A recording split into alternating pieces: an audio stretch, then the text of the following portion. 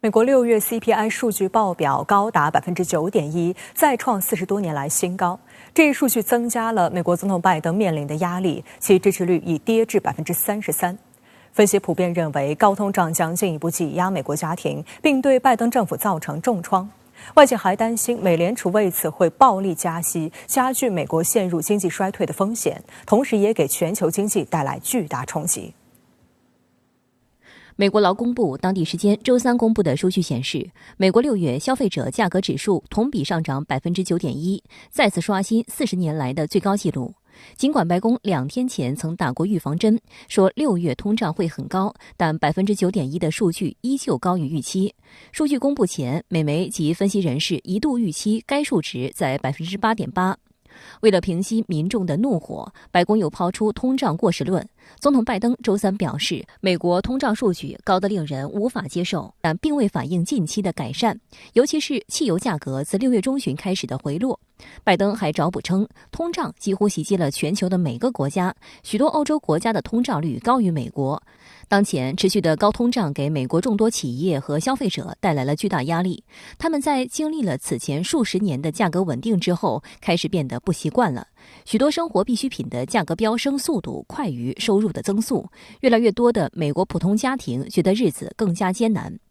It certainly makes people's lives more difficult because the money they have doesn't go as far. I feel sorry for the people who aren't as well off as we are and really struggle with prices going up. Hard. That is hard. The price go up. The gas, the food, everything, milk, everything is go up. It's high now. 面对不断上涨的房租、电力及食品成本，不少美国人都选择节省日常开支以应对通胀。高通胀压力下，6月的民调显示，40%的美国人认为应对通胀应该是美国政府今年的首要任务，而这一数字在去年12月仅为14%。而美国新闻周刊指出，近期民调显示，大多数美国人不满拜登在经济和通货膨胀的应对措施。尽管拜登把物价上涨归咎于疫情导致的供应链中断、俄罗斯在乌克兰的特别军事行动，但大多数经济学家认为，美国政府史无前例的刺激政策在推升物价上涨过程中也起到了很大作用。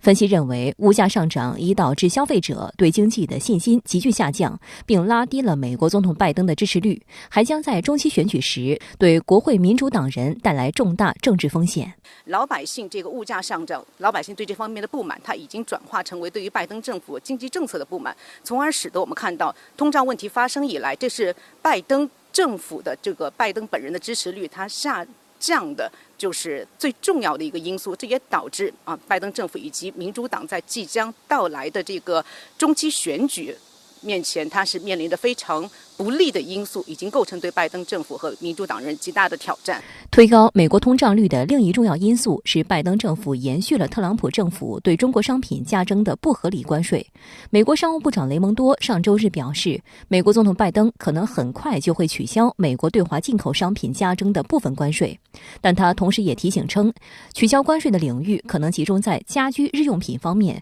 此举并不能让美国通胀大幅降温。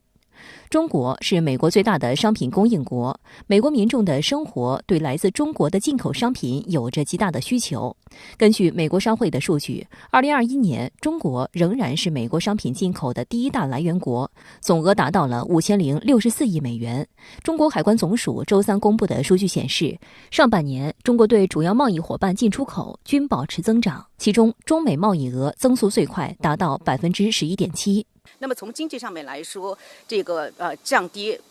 中国进口产品的这个关税，那么自然可以降低美国这个生产的这个成本，那降低消费品的价格。但是从政治上面来说的话，这会使得拜登政府就面临是不是对华示弱的一个很大的政治压力。那拜登政府在衡量这样的一个问题的时候，尤其是临近中期选举，那么他必然会非常的小心谨慎。那即便是这个降低部分自中国进口的商品的关税，那么很大可能性呢也不会是大范围的，而且可能会伴随着一定的其他的这个对华显得强硬的措施，那么使得拜登政府呢不至于遭受对华软弱的质疑。由于担心美欧高企的通胀拖累全球经济，国际货币基金组织总裁格尔基耶娃周三表示，全球经济前景显著变暗，并可能进一步恶化。国际货币基金组织周二再次下调美国今明2年的经济增长预测，同时上调美国失业率，并警告称，通胀全面上升或将对美国和全球经济构成系统性风险。而美联储大幅加息的一个外溢效应是强势美元对其他经济体带来的巨大冲击。美元指数目前已经攀升至108，达到20年来最高。强势美元可能进一步引爆深陷美元债务的发展中国家债务危机。以斯里兰卡、巴基斯坦、加纳、阿根廷为代表的高负债国家本币均出现了对美元的大幅度贬值，并极大地推高了偿债成本和再融资压力。由于美国经济在这个全球经济中的重要性，以及美元它在于全球货币体系中的这样的一个重要的地位，这会使得美国经济如果是出现一点问题的话，对于全球来说，它就会带来非常大的这个负面的外溢的影响。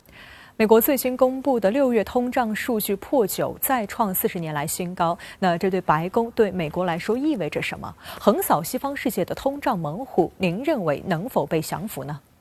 那么对于美联储，这就是一个货币问题。美联储总干事鲍威尔，他将面对更加紧迫的缩表压力，将被迫以更大的加息力度来压制通胀。那么传导到国际的金融市场、资本市场，无疑呢将会引发前所未有的连锁反应。美元的强势地位将会因为加息进一步强化。那么前几天欧元对美元的汇价甚至一度1:1持平了。那么这是过去20年前所未见的货币奇观。那么问题就来了，欧元会跌破持平线，甚至汇价会低于美元吗？那么对正在中东访问的总统拜登来说，这就是一个火烧火燎的政治问题。通胀政治压力的极致，无疑就是国家的安全问题。今天的最新消息说，斯里兰卡跑路总统要逃往新加坡了。那么这个国家就是被通胀猛虎彻底吞噬的一个失败典型。当然了，美国不至于发生这一幕，但是呢，在中期选举年，过往还没有任何一位在任的美国总统能够在通胀高企、老百姓怨气冲天的背景之下，带领执政党取得中期选举的胜利。那么对于支持率连破新低，甚至比前任特朗普同期表现都要差很多的这个拜登来说呢，通胀猛虎带来的政治挑战和压力尤其巨大，尤其迫切。那么拜登战通胀他有招吗？早有经济学家建言，取消对华特别关税可以至少降低1个百分点的通胀率，但是呢，在通胀破9的当下，减掉1个百分点似乎呢也不足以搬动通胀大山。所以呢，我们看到，尽管财长耶伦频频对外喊话，但是呢，拜登政府对华削减特别关税的这个靴子始终掉不下来。推高全球通胀压力的两大最主要的推手，被公认是原油和粮食的价格。而俄乌冲突引爆的全球能源与粮食危机，正在让全世界都在为此买单。那么，作为全球第一大国，作为世界最大的经济体，拜登他能够找到危机化解之道吗？我看悬。拜登此前做的最多的是甩锅，是甩出所谓普京涨价的指控，但是呢，这口锅被俄罗斯总统接住，又生生给扔了回来。普京在圣彼得堡经济论坛上嘲讽说，所谓普京涨价，那根本就是对不识字、不看报者的欺骗和愚弄。今天拜登要在访问中东期间谈如何应对粮食危机，那我们不妨留意美国总统又会整出什么样的新段子。美国副总统哈里斯通过视频演讲，在太平洋岛国论坛的一个相关会议上，宣布了美国针对太平洋岛国的一项新倡议。作为印太战略的一环，美方这一新倡议将推动多项措施，强化南太合作，宣布加快比赛步伐。用哈里斯的话说，美国准备在太平洋地区开启新篇章。不过，有南太岛国相关人士以及国际媒体则一语道破，美国是要利用金枪鱼政治来遏制中国在这一地区的影响力。为期4天的第51届太平洋岛国论坛，当地时间周一起在斐济首都松瓦举行。美国副总统哈里斯当地时间周3在视频讲话中承认，太平洋地区未获得足够的关注。美国按计划将重新开放驻所罗门群岛大使馆，并在基里巴斯和汤加建立新的美国大使馆。哈里斯还承诺将为太平洋地区经济发展和海洋恢复提供资金，未来10年每年都会向国会申请6000万美元，总计6亿美元，用来向太平洋岛国论坛渔业机构提供新经济援助。此外，哈里斯还重提美国今年早些时候发布的首个太平洋岛国国家战略，并强调该战略将嵌套在美国的印太战略之下，与太平洋岛国论坛的蓝色太平洋2050战略相对接。白宫并没有就美方在南太的新倡议提供更多细节，不过在声明中提到，美国很快会委任一位太平洋岛国论坛特使，来进一步扩大在整个地区的外交足迹。一名不愿透露姓名的美国政府高级官员表示，简而言之，哈里斯宣布，我们正加快在太平洋岛国的比赛步伐。在这一新篇章，美国将在整个太平洋地区增加外交存在。多家西方媒体认为，哈里斯在此次针对南太岛国的演讲是美国在太平洋地区对抗中国影响力的更广泛战略的一部分。英国卫报周二引述新西兰梅西大学地缘政治与安全研究高级讲师鲍尔斯的话称，美国努力调整与太平洋地区的关系，是因为他认识到已经失去这个地区以及渔业等很多深层次利益，并且对中国在太平洋地区的角色和影响力感到担忧。在南太地区，现在美国产生了更多的焦虑，认为呢是中国动了美国和美国盟友的蛋糕，是影响了他们在该地区的主导权，是削弱了他们的一些控制的能力。当美国在展现对南太重视的时候，并不是真正关注地区的发展，关注地区国家的诉求，而是在无所不用其极地采取各种方式与中国来进行竞争。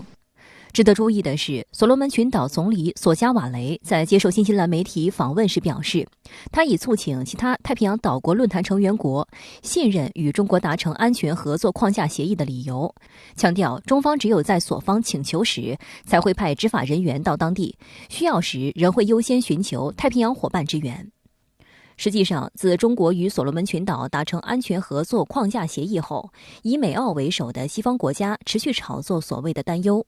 澳媒报道，澳大利亚总理阿尔巴尼斯和外长黄英贤一起参加今年的太平洋岛国论坛领导人会议，他们将敦促该地区领导人团结一致，防范对其主权的胁迫和威胁。阿尔巴尼斯认为，哈里斯传达的信息很明确，即美国存在于该地区并将存在很久，美国在该地区的存在很重要。值得注意的是，阿尔巴尼斯在抵达斐济后，与所罗门群岛总理索加瓦雷在内的多位岛国领导人举行了双边会晤，为的就是迅速改变前政府的忽视态度。澳大利亚广播公司透露，出访前，阿尔巴尼斯就表达了重新与该地区接触的决心，提及澳有一套支持海上安全和保护渔业资源的措施，将向该地区提供5.25亿澳元额外发展援助。阿尔巴尼斯还一再强调，澳对太平洋岛国的支持没有附带条件。华东师范大学澳大利亚研究中心主任陈红认为，虽然澳大利亚号称是南太地区最大援助国，但实际上它一直在减少对太平洋岛国的援助。现在突然一改过去这种长期的冷淡，似乎要在南太地区大加耕耘，这展示出其具有非常鲜明的战略目的，那就是遏制中国在本地区的影响力。实际上，针对西方国家对中国同太平洋岛国发展友好合作关系的无端指责和所谓担忧，中国外交部发言人已多次重申，我们乐见世界上有意愿的国家为太平洋岛国发展振兴提供更多支持，这一立场是一贯的、明确的。中国发展同岛国的关系秉持互利共赢、开放包容的原则，不寻求任何排他性的权利，不对任何第三方构成威胁，同样也不应当受到第三方的干扰。我注意到，美方的有关的官员表示，不要求岛国在中美之间选边站队，有关的合作也不针对中方。我们希望美方说到做到。观察指，美国抛出南太新倡议，能否真正落实到位，有着高度不确定性。英国金融时报提醒，这一切的前提是哈里斯的提议能够获得美国国会通过。有分析认为，拜登政府面临的困境之一是美国国内的孤立主义。美国人认为，对外援助太多了，不应有更多许诺。另外，有资深官员在哈里斯演讲前告诉美媒，美国将通过7国集团在太平洋地区进行基础设施建设投资，并希望各国详细比较美国与中国在基础项目的做法及质量上的不同。不少媒体和分析人士指出，这些集团的基建计划面临各国议会难以通过，消耗大量时间、人力、物力成本等众多难题，简直就是为他国画饼，必将导致落实缓慢，甚至沦为口水援助。那美国在强行的拉拢盟友，他们即使有心配合，也没有相应的能力来进行配合。所以呢，当美国在谈到同盟体系整合、进行团结的这种设置，来共同努力前进的时候，美国打的是美国优先的旗帜，而盟友呢，在观察到这种现象之后呢，更多的在盘算自己的利益。值得关注的是，美方抛出南太新倡议后，英国《金融时报》周三发文称，美国是在利用金枪鱼政治来抵制中国在太平洋地区的影响力。文章说，关于该地区金枪鱼捕捞的条约最初是在32年前签署的，本应在今年到期。该协议为美国提供了一个在多边基础上与该地区14个国家打交道的平台。针对所谓金枪鱼政治的提法，太平洋岛国论坛渔业机构负责人、斐济渔业部长克洛伊拉·维萨乌周三则表示，协议如果达成，将使围绕气候变化和海上安全的附属措施得以谈判。观察指，美澳等西方国家口口声声对太平洋岛国的支持没有附带条件，但对于气候变化、海上安全、基础设施匮乏等南太岛国最为关注的一些问题，这些国家仍然在谈条件，首先就是要将中国排除在外。对此，中国外交部发言人汪文斌周四强调，中国同南太岛国是共谋发展、互利共赢的好朋友。中国长期在力所能及范围内为岛国发展建设提供大量支持和帮助，为促进岛国经济发展、民生改善、带动当地就业做出了积极贡献，受到岛国政府和当地人民热烈欢迎。中方愿同所有真正关心岛国的国家一道，加强沟通，在尊重岛国意愿基础上开展3方或多方合作，共同支持岛国增强自主和可持续发展能力。我也要再次强调一点，南太地区应当是开展合作的舞台，而不是恶性竞争的擂台。各方完全可以加强优势互补，形成合力，共同助力岛国实现发展振兴。此次太平洋岛国论坛举办地斐济在太平洋岛国中扮演着重要角色。5月底，国务委员兼外长王毅对斐济共和国进行了访问，并与斐济总理兼外长姆拜尼马拉玛共同主持了第2次中国太平洋岛国外长会。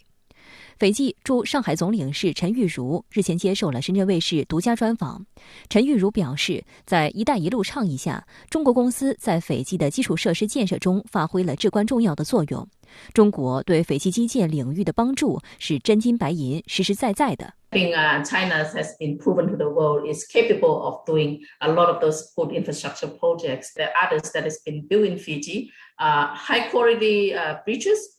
infrastructure projects, and it's been built within time and actually it's been delivered. Help Fijians a lot because, as you know, roads and bridges actually connects people. So then the rural urban development can be more even. The Chinese construction in Fiji, of course, go beyond that. There are companies like Zhongjian is also in Fiji, building dams and also helping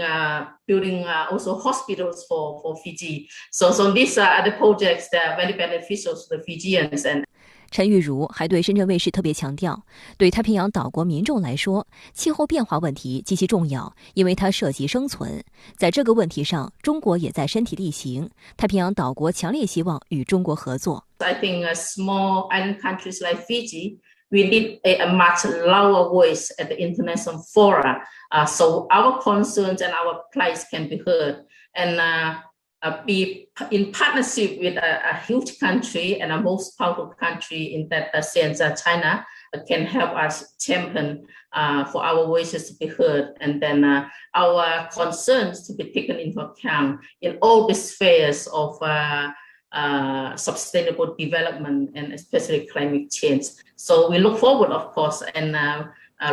working with China very closely on this important subject. 当地时间周三，美国总统拜登抵达以色列，开启任内对中东地区的首次访问。石油成为他此行的一个关键词，试图通过呼吁中东产油国增产来缓解国内通胀压力，但这一打算或将落空。而拜登首战选择了美国在该地区最大盟友以色列，目标直指伊朗。对此，伊朗总统莱西表示，拜登的中东之行不会给以色列带来安全。美国总统拜登周三抵达以色列特拉维夫本古里安国际机场。根据日程安排，拜登周四同以色列总理拉皮德、总统赫尔佐格举行会晤，并出席印度、以色列、美国、阿联酋4国领导人线上会议。以色列总理拉皮德在欢迎仪式上说，拜登此次对以色列的访问是一次历史性的访问，两国领导人将讨论国家安全问题，包括与中东国家建立新的安全和经济框架，重新建立强大的全球联盟以阻止伊朗核计划的必要性等。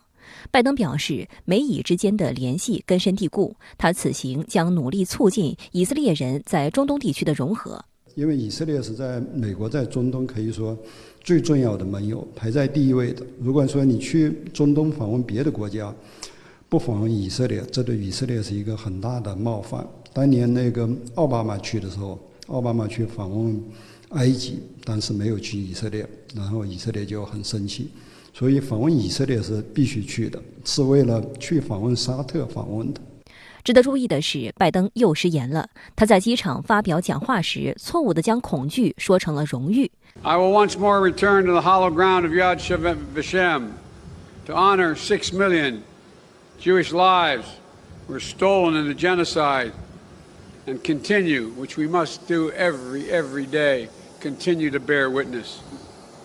To keep alive the truth and honor of the Holocaust, horror of the Holocaust. 对此，西方舆论表示，拜登失言已不是什么新闻了。访问以色列期间，拜登参观当地的导弹防御设施，以此象征美方对以方的保护承诺。消息指，美以会签署一份名为《耶路撒冷宣言》的联合声明，美国承诺确保以色列安全，美以发誓不让伊朗获得核武器。拜登在接受以色列媒体采访时表示，美国不排除将使用武力作为针对伊朗的最后手段。同时，仍会将伊朗伊斯兰革命卫队保留在其恐怖组织名单之上，即便伊朗因此拒绝重新签署伊核协议。是美国历年来那个既定的政策。美国和以色列和伊朗都心里边其实都知道，如果一旦伊朗真的生产出核武器来，不管是美国还是以色列，应该是100%的会对伊朗核设施进行打击的。这一点以前是这样，现在也是这样。对此，伊朗总统莱西表示，拜登的中东之行不会给以色列带来安全，并对美国极限施压的做法表示批评。至于说到伊核协议恢复履约谈判问题时，莱西表示，美国人说伊朗应该重返伊核协议，可伊朗从未退出协议，是美国违反了协议。伊朗在与协议相关方的谈判中始终表现得非常理性，伊朗谈判小组没有提出任何超出框架的要求。周五，拜登还将前往巴勒斯坦约旦河西岸地区，与巴勒斯坦总统阿巴斯举行会晤，以此重申此前支持巴以问题两国方案。但分析指出，拜登访问巴勒斯坦不过是作秀，没有实际意义，无助于解决巴以冲突。So the Americans are not caring about Palestinians. They are caring about their own policies. They are not loving the Israelis. They are loving their own interests. And specific objective for Biden's visit to the Middle East is not the Palestinian-Israeli conflict. He is having a mission to recruit the Gulf states in order to increase their production of oil to help Europe. This is the main one. And secondly, he'd like also to strengthen the unification between Israel and the Gulf states in order to stand in front of Iran. 拜登中东之行压轴的是沙特，两国会否由此破冰成为外界关注焦点。此前，美沙关系以石油换安全为基础，但近年来因沙特记者卡舒吉遇害等事件趋冷。拜登本人在美国大选期间也多次批评沙特的人权记录。据报道，拜登声称要重新校准美沙两国关系，据称还会和王储穆罕默德·本·萨勒曼会面。早在今年3月，白宫就试图安排拜登与重要产油国沙特及阿联酋领导人通话，商讨遏制油价，为料吃进闭门羹。彭博社认为，拜登可能只会获得象征性石油增产，对降低美国国内油价没有多大帮助。另一方面，以沙特为代表的海湾国家也一直试图避免在美俄之间选边站。拜登这次访问中东，外界分析其目的是推进以色列和阿拉伯国家之间的关系正常化，以联合对抗伊朗的核威胁。那对此您怎么看？我想提醒大家注意的是，改善以阿关系，团结以色列与阿拉伯国家，共同对付伊朗，这些可不是拜登与民主党的中东政策与战略，更不是他们的初衷。在此之前，拜登与民主党跟前总统特朗普与共和党在中东政策上是存在着巨大分歧，甚至是尖锐对立的。它主要体现在跟共和党相比更加世俗化的拜登政府与民主党并没有事事都宠着以色列，甚至在以巴冲突问题上还经常想一碗水端平。这就是在俄乌冲突中以色列并没有跟随美国选边站队的重要原因。那么其次，拜登与民主党政府非常热衷于以价值观、意识形态为基础的人权外交，并且强烈主张要在早前沙特记者卡舒吉遇害案件问题上向沙特王室追责。这就是最近沙特政府拒绝增产石油以协助拜登政府解决高通胀问题的原因。从中我们可以看出，拜登政府这次重新推动以色列与阿拉伯国家之间的和解，准备团结以色列与阿拉伯国家来共同对抗伊朗，跟他们传统的中东政策与路线是背道而驰的。或者换句话说，拜登政府已经意识到自己的中东政策与路线走不通了，准备重回特朗普与共和党时期的中东政策与路线了。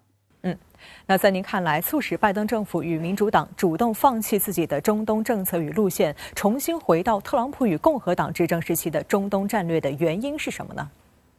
我认为首当其冲的原因就是拜登政府与伊朗重启伊核谈判的计划遭遇到了重大挫折，甚至可以说是基本上失败了。失败的原因既包括了拜登政府低估了伊朗在伊核谈判问题上的立场与意志，也包括低估了美国国内来自共和党与犹太裔美国人的反弹声浪，以及低估了以色列、沙特等国家的抵触情绪。正是因为谈不成与谈不下去了，才迫使拜登政府与民主党不得不船到桥头自然直，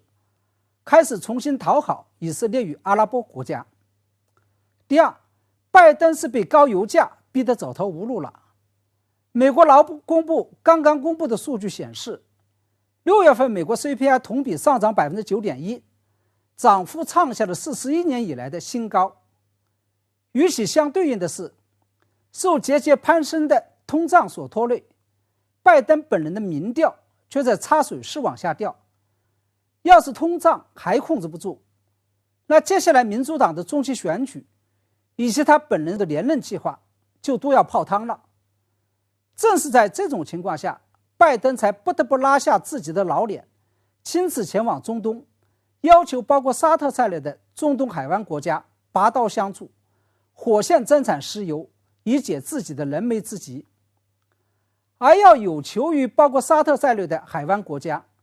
拜登政府自然就得送上一份厚礼。这份厚礼就是拜登政府将重回特朗普执政时期的团结阿拉伯国家对抗伊朗的政策与路线。那么值得注意的是，在访问以色列的时候，拜登还放出了一句狠话，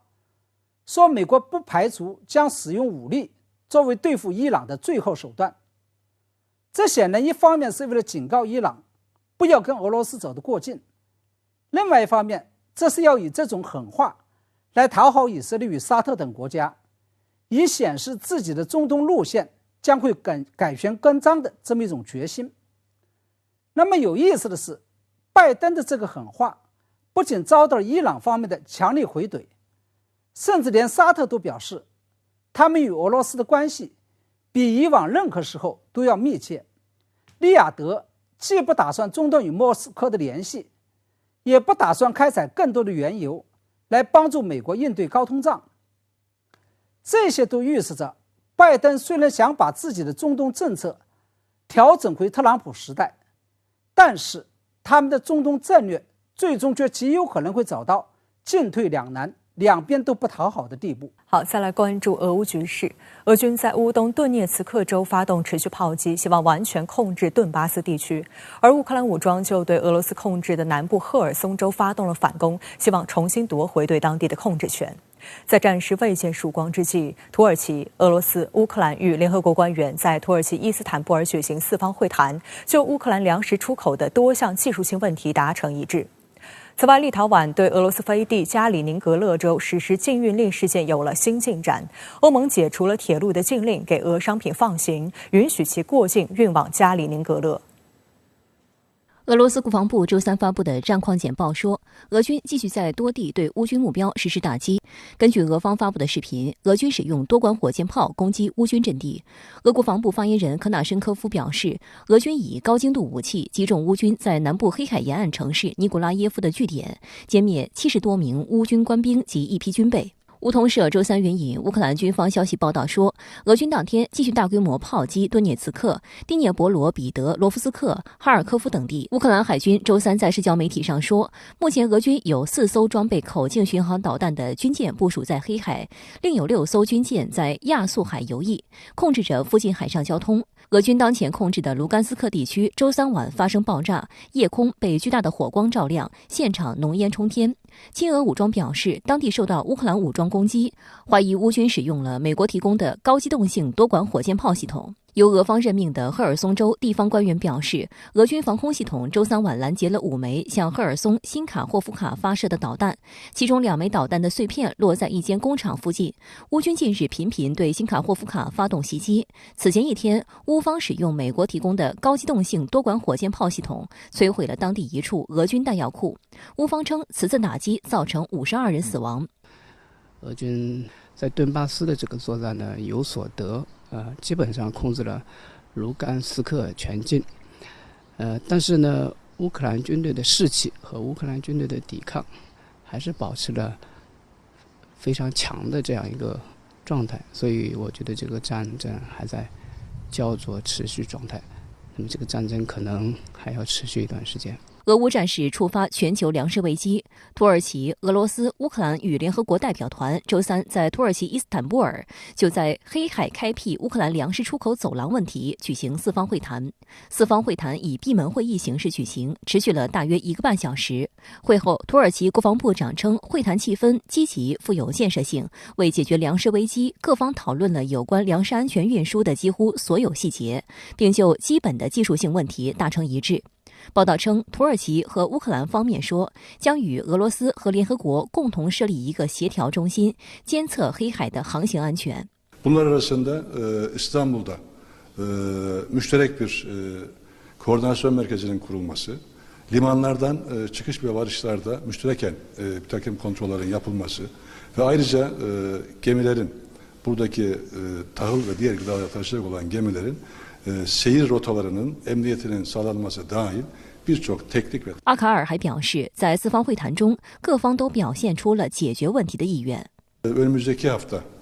taraflar Ukrayna ve Rus heyetlerinin tekraren Türkiye'de bir toplantı yapma konusunda kabul etmişlerdir. Önümüzdeki hafta yapacağımız toplantıda hem bütün detaylar bir kez daha gözden geçirecek ve bu yaptığımız çalışmalar da imza altına alınacaktır. 俄罗斯方面未就谈判成果发表声明。俄罗斯国防部稍早在推特贴文说，将参与讨论且为此准备了一套提案。乌克兰素有欧洲粮仓之称，是玉米和小麦出口大国。据报道，现有超过2000万吨乌克兰谷物滞留在敖德萨港无法运出。俄乌双方都互相指责对方封锁港口和在黑海水域布设大量水雷，危及航行安全。据土耳其媒体报道，一旦4方达成协议，乌克兰粮食出口走廊有望很快投入运行。如果一切顺利，预计乌克兰未来6到8个月内将能出口3000万到3500万吨粮食，这对全球粮食安全和稳定市场至关重要。俄乌双方，包括土耳其、包括联合国进行和谈，这个事情本身4方来进行接触，我觉得是一个好事情。那么如果这条粮食通道能够建立，俄罗斯也允许的话，那么对于缓解目前全球的粮食紧张和粮食价格的上升，对于缓解这个中东还有非洲国家的这个粮食需求的这个短缺的这个情况，我觉得这个是有正面的意义的。联合国秘书长古特雷斯当天就乌克兰粮食出口问题达成初步协议表示欢迎。前美国总统国家安全事务助理约翰·博尔顿日前当众透露，曾对外策划过多起政变，引发舆论哗然。随着该事件的迅速发酵，媒体纷纷推测，这位战争贩子在政治生涯中究竟祸害过多少国家。中国外交部发言人回应表示，美国前高官承认曾经策划外国政变，这一点不令人惊讶，只能表明干涉别国内政、推翻别国政权已经成为美国政府的行为准则，是美国规则的一部分。这样的规则只会受到世界人民的反对。当地时间周二，美国国会就去年1月的国会山骚乱事件举行听证会。博尔顿于当天晚些时候接受美国有线电视新闻网采访，谈及骚乱事件时，先是讥讽特朗普，称以后者的能力不足以发动一场精心策划的政变，接着自诩行家里手，明确表示自己曾多次参与过这类活动。That as somebody who has helped plan coup d'etat, not here, but other places, it takes a lot of work. CNN 主播追问博尔顿有哪些发动政变的经验，并询问是否有成功案例。博尔顿先是表示不便细说，但紧接着提到委内瑞拉2019年的政变事件。I'm not going to get into the specifics, but successful coups? Well, I wrote about Venezuela in the book, and it turned out not to be successful, and they failed. I feel like there's other stuff you're not telling me, though. I think I'm sure there is. 路透社提及，2019年，博尔顿作为时任美国总统国家安全事务助理，曾公开支持委内瑞拉反对派领导人瓜伊多。瓜伊多认为该国总统马杜罗的连任是非法的，并呼吁该国军方支持他推翻马杜罗。路透社称，多年来，许多外交政策专家批评美国政府在其他国家历史进程中施加干涉。报道列举了1953年时任伊朗总理穆罕默德·摩萨台被推翻、越南战争以及21世纪的伊拉克和阿富汗战争等例子。不过，美国官员公开承认，他们参与煽动外国动乱是极不寻常的，即便是博尔顿这种卸任官员。中国外交部发言人汪文斌周三在例行记者会上对此事进行了回应。美国前高官承认曾经策划外国政变，这一点不令人惊讶，只能表明干涉别国内政、推翻别国政权已经是成为美国政府的行为准则，是美国规则的一部分。这样的规则只会受到世界人民的反对。俄罗斯外交部发言人扎哈罗娃周三则表示，博尔顿的言论应得到强有力的回应。我们需要了解美国究竟曾在多少国家密谋策划过这类事情。从中俄所做出的反应当中，我们也可以看出的是，中俄在对美国提出一些疑问。我们都知道，在一些国际规则的问题上，美国动辄把国际规则挑战者、破坏者的标签贴到其他国家身上，但是涉及到一个国家的主权，涉及到一个国家的内政，涉及到一些国际法中大家都约定俗成的规则，那美国会通过要达到自己政治目标的手段来进行一系列干涉，甚至在刻意的破坏，甚至要推翻他国的政权。所以呢，从中俄的反应当中，也希望国际社会关注到的是美国的这种双标，美国的虚伪性。美国前总统国安事务助理博尔顿在接受 CNN 采访时承认，曾在任内策划对其他国家的政变，令全球哗然。那您对此怎么看？是的，主持人。那么，英国路透社称，美国官员公开承认参与煽动外国政变是极不寻常的，是所谓 highly unusual。那么，路透社昨天发自华盛顿的电稿呢，还特别引述 BBC 驻肯尼亚记者奥莱维就此吐槽的推文。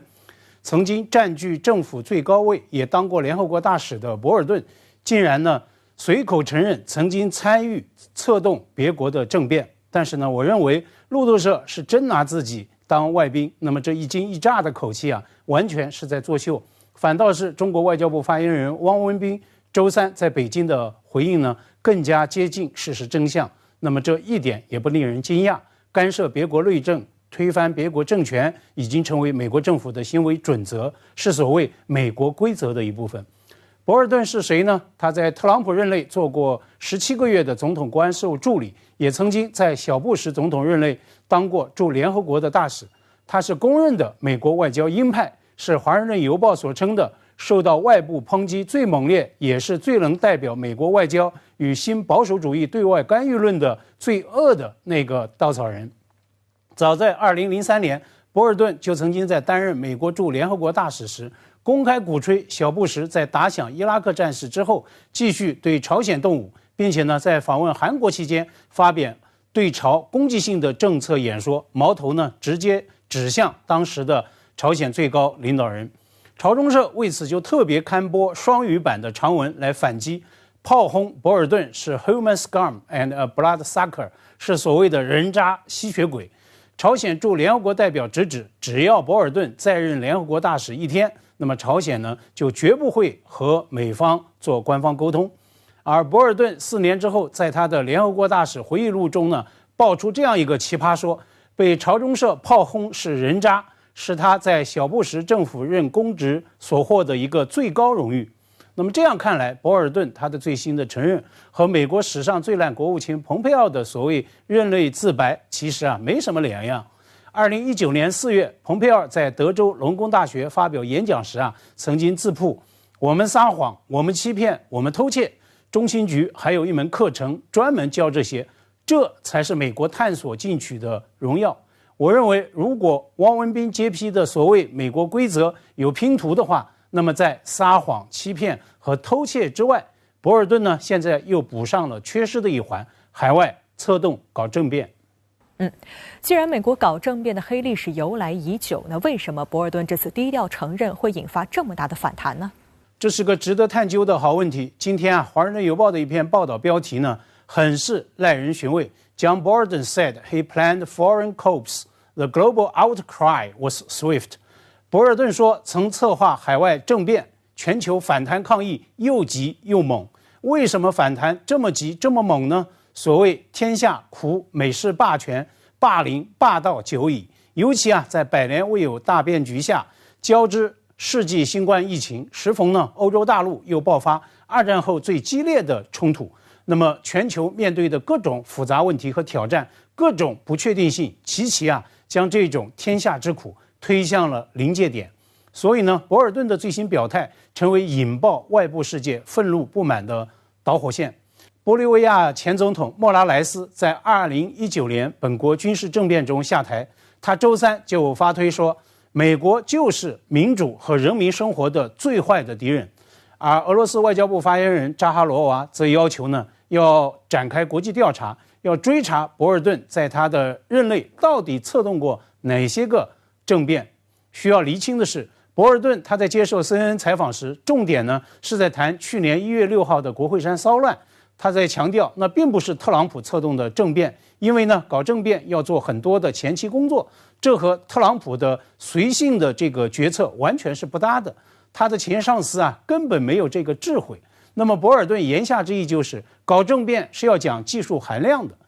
顺着扎哈罗娃的这个追问，那么博尔顿在他总统安全事务助理或者更早时在联合国大使任内，曾经策动过哪些海外政变，有哪些个实质性的推进，这呢确实值得我们深挖。华盛顿邮报今天做了一个很有意思的视觉追踪图，以可视化的方式将博尔顿他始自上世纪80年代担任美国援助开发署的助理署长的这个公职生涯，和全球各地和他的这个公职任期重合交错时段发生的主要的政变，做成了一目了然的柱状图。那么我个人分析，如果是在总统国安事务助理任内，博尔顿他所策动的外部的政变，不外是委内瑞拉、伊朗或者是朝鲜的方向。